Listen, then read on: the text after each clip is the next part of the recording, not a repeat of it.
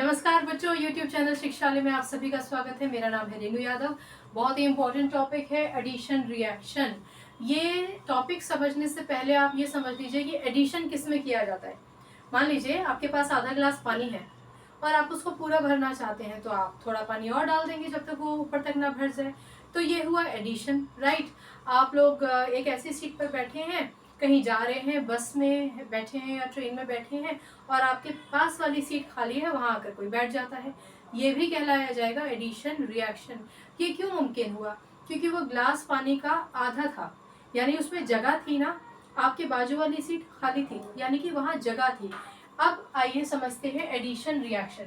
Addition reaction के लिए hydrocarbon के पास जगह होनी जरूरी है। अब सैचुरेटेड हाइड्रोकार्बन के पास तो जगह होती ही नहीं है, भले ही वो मीथेन हो, ईथेन हो, प्रोपेन हो, कोई भी हो। ये सारे के सारे तो किसी ना किसी से बॉन्डेड है, इनके पास तो जगह है नहीं।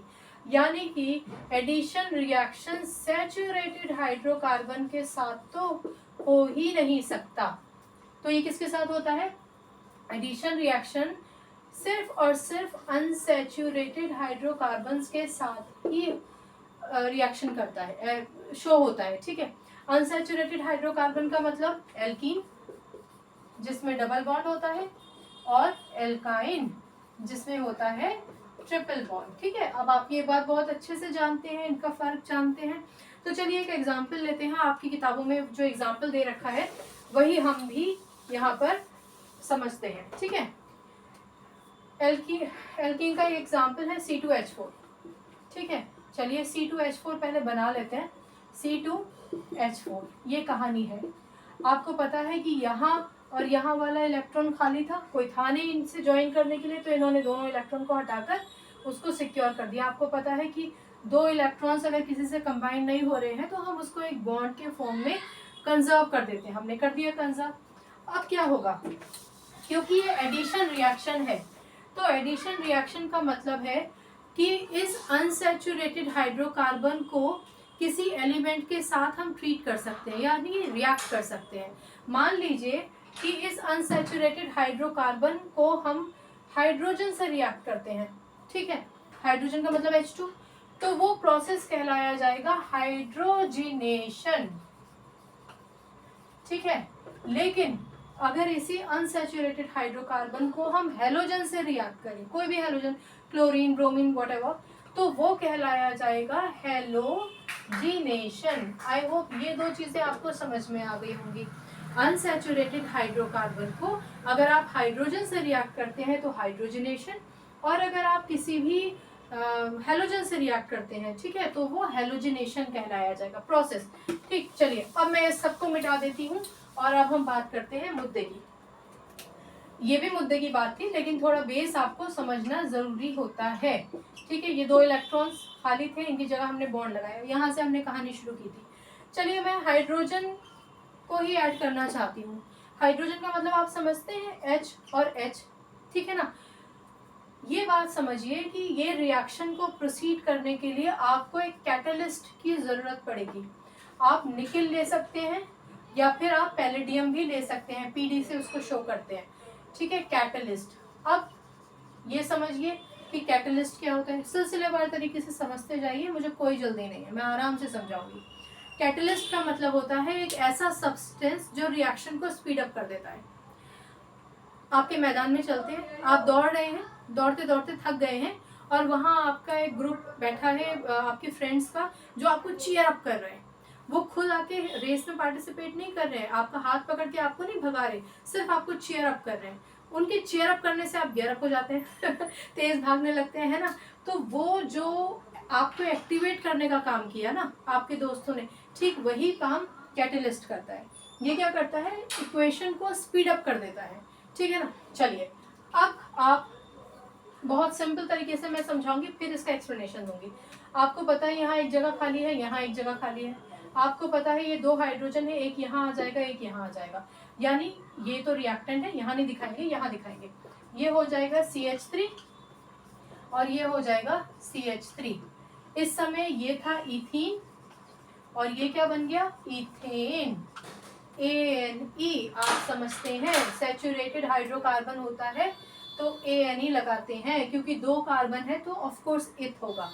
यहाँ भी 2 कार्बन थे तो एथ होगा, लेकिन ये ईन होगा, ENE, क्योंकि डबल बॉन्ड है। ठीक है, मान लीजिए आप ट्रिपल बॉन्ड लेना चाहते हैं, ले लीजिए ट्रिपल बॉन्ड, एक हाइड्रोजन यहाँ, एक हाइड्रोजन यहाँ। उस कंडीशन में आप 2H2 देंगे। 2H2 का क्या मतलब हुआ, यानी आपके पास 4 हाइड्रोजन है और आपके पास जगह कितनी है, 1 2 3 4। यहाँ भी हम निकल कैटलिस्ट का इस्तेमाल करेंगे। निकल कैटलिस्ट लिखना पड़ेगा आपको, कैटलिस्ट। आप पैलेडियम भी ले सकते हैं, ठीक है, कुछ और भी एलिमेंट्स ले सकते हैं, पर बेसिकली ये याद रखिए, निकल और पैलेडियम। ठीक है, तो अगर आप ये चारों हाइड्रोजन इसको दे देंगे, 1 2 3 4, तो ये चारों जगहें ऑक्यूपाई हो जाएंगी। ऐसी कंडीशन में भी ये बन जाएगा CH3, यानी कि सैचुरेटेड हाइड्रोकार्बन। तो अनसैचुरेटेड हाइड्रोकार्बन का काम होता है हाइड्रोजन को जोड़कर एक अनसैचुरेटेड हाइड्रोकार्बन को सैचुरेटेड हाइड्रोकार्बन बना देना। अगर आप हाइड्रोजन नहीं जोड़ना चाहते हैं तो आप हेलोजन भी जोड़ सकते हैं, यानी कि आप यहाँ Cl2 ले सकते हैं, Br2 ले सकते हैं। ठीक है ना, तो ये आपका हेलाइड कहलाया जाएगा। ठीक है, जो प्रोडक्ट बनेगा। ठीक है, चलिए अब मैं आपको पूरा प्रोसेस समझाना चाहती हूँ। अगर आपको बेस समझ में आता है तो आप यहीं तक की वीडियो देखिए। अगर आपको बेस में थोड़ा कंफ्यूजन है तो आप कंटिन्यू कीजिए। देखिए बच्चों, कार्बन के पास आपको पता है कि 4 इलेक्ट्रॉन्स होते हैं।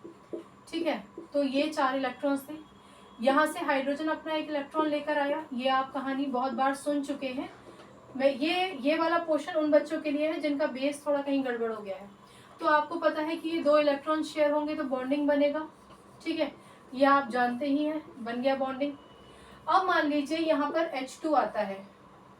ठीक, अब क्योंकि ये अनसैचुरेटेड है, ये अनसैचुरेटेड है, तो ये अनसैचुरेटेड का क्या मतलब कि हाइड्रोजन यहाँ से गया, ये और ये हाइड्रोजन यहाँ नहीं है, तो यहाँ 1 इलेक्ट्रॉन और यहाँ 1 इलेक्ट्रॉन रह जाता है ना। ठीक है, अनसैचुरेटेड हाइड्रोकार्बन है। सैचुरेटेड के केस में तो सारे इलेक्ट्रॉन शेयर्ड हो गए। ये और ये 2 इलेक्ट्रॉन यहाँ रह गए हैं, उसकी जगह हमने यहाँ डबल बॉन्ड लगा दिया। मैंने उसमें हाइड्रोजन जोड़ दिया, ज़्यादा दूर हो गया, मैं यहाँ लिख देती हूँ। हाइड्रोजन मैंने जोड़ दिया। हाइड्रोजन का मतलब H और H। आपको पता है कि हाइड्रोजन के पास 1 इलेक्ट्रॉन होता है, यानी इसके पास 1 इलेक्ट्रॉन है, इसके पास भी 1 इलेक्ट्रॉन है। अब ये इस हाइड्रोकार्बन के कार्बन को अप्रोच करेगा। कहानी वही है। ठीक है, ये और ये। तो जब ये इसको अप्रोच करेगा तो अपना 1 इलेक्ट्रॉन लेकर आएगा, यानी हाइड्रोजन अपना 1 इलेक्ट्रॉन लेकर आया। इधर से हाइड्रोजन अपना 1 इलेक्ट्रॉन लेकर आया। क्योंकि कार्बन ने देखा कि हाइड्रोजन अपने अपने इलेक्ट्रॉन लेकर आया है मुझसे इलेक्ट्रॉन शेयर करने के लिए, तो वो अपना बॉन्ड यहाँ से हटा देगा, इलेक्ट्रॉन्स को रिलीज कर देगा। इलेक्ट्रॉन्स को रिलीज कर देगा और डेफिनेटली 2 इलेक्ट्रॉन्स की शेयरिंग क्योंकि हो रही है, इसलिए बन जाएगा बॉन्ड। इस तरीके से एक अनसैचुरेटेड हाइड्रोकार्बन का हाइड्रोजनेशन हो जाता है और वो बन जाता है एक सैचुरेटेड हाइड्रोकार्बन। ये प्रोसेस बहुत इंपॉर्टेंट है। वनस्पति घी हम हाइड्रोजनेशन से ही बनाते हैं, जो हम अगले लेक्चर में पढ़ेंगे। तो आज के लेक्चर में आपने ये पढ़ा कि कोई भी अनसैचुरेटेड हाइड्रोकार्बन, भले ही वो एल्कीन हो या एल्काइन हो, आप उसमें हाइड्रोजन जोड़कर हाइड्रोजनेशन कर सकते हैं या हेलोजन जोड़कर हेलोजिनेशन कर सकते हैं और उस अनसैचुरेटेड हाइड्रोकार्बन को एक सैचुरेटेड हाइड्रोकार्बन में बदल सकते हैं। आपकी किताब ने हेलोजिनेशन का एग्जाम्पल नहीं दिया है, उन्होंने सिर्फ हाइड्रोजनेशन का ही एग्जाम्पल दिया है। वनस्पति घी इससे बनता है, जो हम नेक्स्ट लेक्चर में पढ़ेंगे। बहुत ही इंपॉर्टेंट टॉपिक है।